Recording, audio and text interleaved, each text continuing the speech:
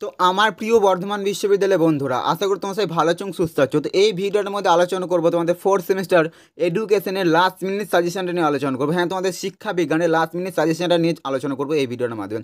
তো তোমরা অনেক দিন থেকে আমাকে কমেন্টে বলছিলে যে দাদা আমাদের এডুকেশন সাবজেক্টের লাস্ট মিনিট সাজেশনটা দাও।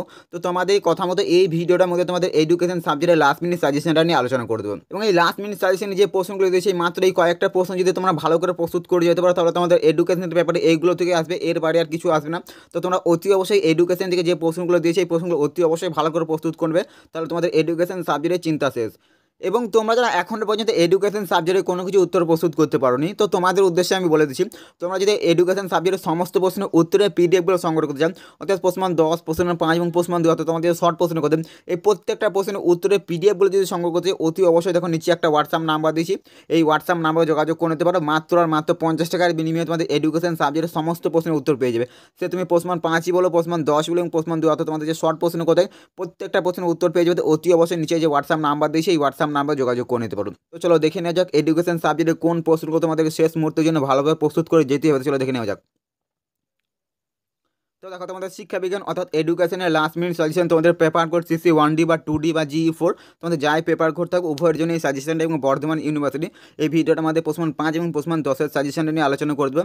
এবং তোমাদের যদি শর্ট প্রশ্নগুলো প্রয়োজন হয় তো অতি অবশ্যই কমেন্টে জানাতে পারো, আমি তাহলে উত্তর সময় তোমাদের শর্ট প্রশ্নের ভিডিওগুলো খুব শীঘ্রই নিয়ে আসার চেষ্টা করবো। তো তোমরা অতি অবশ্যই কমেন্টে জানাতে পারো। তো চলো দেখে নেওয়া যাক এডুকেশন সাবজেক্টে কোন প্রশ্নগুলো তোমাদের ভালোভাবে প্রস্তুত করে যেতে হবে। তো চলো দেখে নাও। তো দেখো 1 নম্বর প্রশ্নটা হচ্ছে উডের ডেসপ্যাচের প্রধান সুপারস্টগুলি আলোচনা করো। উডের ডেসপ্যাচ এর প্রধান যে সুপারস্টগুলো আছে এগুলো আলোচনা করতে হবে। এই প্রশ্নটা তোমরা অতি অবশ্যই প্রশ্ন 5-এর জন্য ভালোভাবে প্রস্তুত করবে। তো চলো এবার পরবর্তী প্রশ্ন দেখে নেওয়া যাক।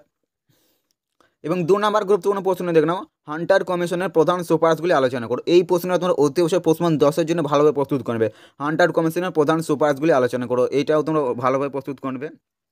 এবং 3 নম্বর গুরুত্বপূর্ণ প্রশ্ন দেখে নাও, রাধাকৃষ্ণন কমিশনের ধর্মীয় শিক্ষা সম্পর্কে লেখো। রাধাকৃষ্ণন কমিশনে ধর্মীয় শিক্ষা সম্পর্কে লেখো, এটাও তোমরা অতি অবশ্যই প্রশ্ন 5-এর জন্য ভালোভাবে প্রস্তুত করবে। এবং পরবর্তী গুরুত্বপূর্ণ প্রশ্ন দেখে নাও, মুদালিয়া কমিশনে মাধ্যমিক শিক্ষার গঠন ও পাঠ্যক্রম সংক্রান্ত সুপারিশগুলি আলোচনা করো বা মুখ্য সুপারিশগুলি আলোচনা করো। মুদালিয়া কমিশনে মাধ্যমিক শিক্ষার গঠন ও পাঠ্যক্রম সংক্রান্ত যে সুপারিশগুলো আছে এটা আলোচনা করতে হবে এবং যে মুখ্য সুপারিশগুলো আছে এটাও তোমরা অতি অবশ্যই ভালো করে দেখে যাবেন। তো চলো পরবর্তী দেখে নেওয়া যাক। এবং 5 নম্বর গুরুত্বপূর্ণ প্রশ্ন দেখলাম, বিশ্ববিদ্যালয় শিক্ষা কমিশনে 1948 থেকে 1949 গুরুত্বপূর্ণ প্রস্তাব ও লক্ষ্য উদ্দেশ্যগুলি বর্ণনা করো। বিশ্ববিদ্যালয় শিক্ষা কমিশনে 1948-1949 গুরুত্বপূর্ণ প্রস্তাব লক্ষ্য উদ্দেশ্যগুলি বর্ণনা করতে হবে। এটা তোমরা অতি অবশ্যই প্রশ্ন 5 এবং প্রশ্ন 10 উভয়ের জন্য ভালোভাবে প্রস্তুত করে নেবে। এবং 6 নম্বর গুরুত্বপূর্ণ প্রশ্ন দেখলাম, মুদালিয়া কমিশনের পাঠ্যক্রম সংক্রান্ত সুপারিশগুলি কী ছিল। মুদালিয়া কমিশনের পাঠ্যক্রম সংক্রান্ত যে সুপারিশগুলি ছিল সেটা তোমাদেরকে এটা লিখতে হবে, তোমরা অতি অবশ্যই এটা ভালোভাবে প্রস্তুত করবে। এবং 7 নম্বর গুরুত্বপূর্ণ প্রশ্ন দেখলাম, 1937 খ্রিস্টাব্দে ওয়ার্ধা পরিকল্পনায় গৃহীত প্রস্তাবগুলি কী ছিল। 1937 খ্রিস্টাব্দে ওয়ার্ধা পরিকল্পনায় গৃহীত প্রস্তাবগুলি কী ছিল, এই প্রশ্নটা তোমরা অতি অবশ্যই প্রশ্ন 5-এর জন্য ভালোভাবে প্রস্তুত করবে।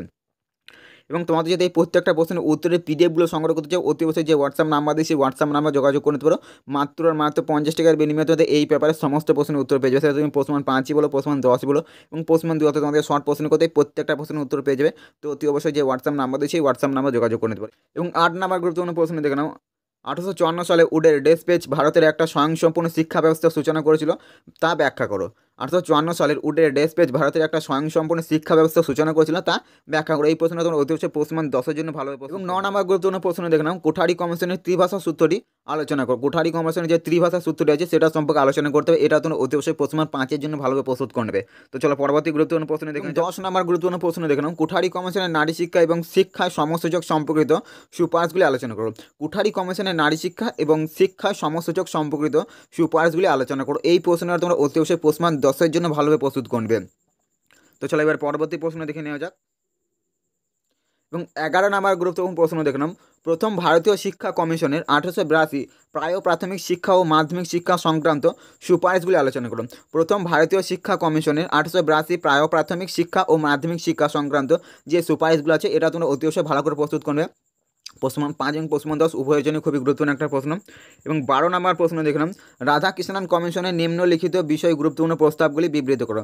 রাধাকৃষ্ণ কমিশনের নিম্নলিখিত যেগুলো রয়েছে দেখো, শিক্ষার লক্ষ্য এবং শিক্ষক শিক্ষা, এইগুলো তোমরা অতি অবশ্যই ভালো করে প্রস্তুত করবে প্রশ্ন 10-এর জন্য।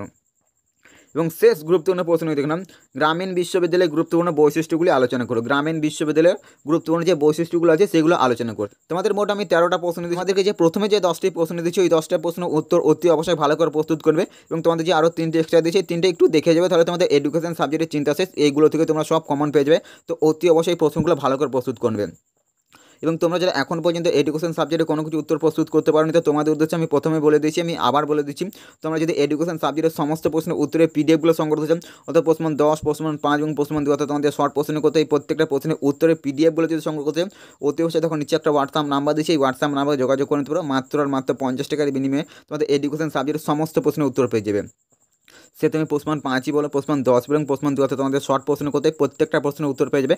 তো অতি অবশ্যই নিচে যে হোয়াটসঅ্যাপ নাম্বার দিচ্ছি এই হোয়াটসঅ্যাপ নাম্বারে যোগাযোগ করে নিতে পারো। তো চলো আজকের এই ভিডিওটা এখানেই শেষ করছি, দেখা হচ্ছে পরবর্তী অন্য কোনো ভিডিওতে। এবং ভিডিওতে তোমাদের বন্ধুদের মাঝে অতি অবশ্যই বেশি বেশি শেয়ার করে দেবে, তাহলে তোমার জন্য তোমার বন্ধুদের অনেকটাই উপকৃত হয়ে যায়। তো অতি অবশ্যই বন্ধুদের মাঝে বেশি বেশি শেয়ার করে দেবে। এবং ভিডিও তোমার কেমন লেগেছে অবশ্যই কমেন্টে জানাতে পারো। এবং ভিডিওতে তোমার কোনো উপকার এসেছে অবশ্যই একটা লাইক দিতে ভুলবে না। তো চলো আজকের এই ভিডিওটা এখানেই শেষ করছি, দেখা হচ্ছে পরবর্তী অন্য কোনো ভিডিওতে। এবং ভিডিওতে এতক্ষণ দেখার জন্য তোমাদের অসংখ্য ধন্যবাদ। চলো দেখা হচ্ছে পরবর্তী অন্য কোনো ভিডিওতে।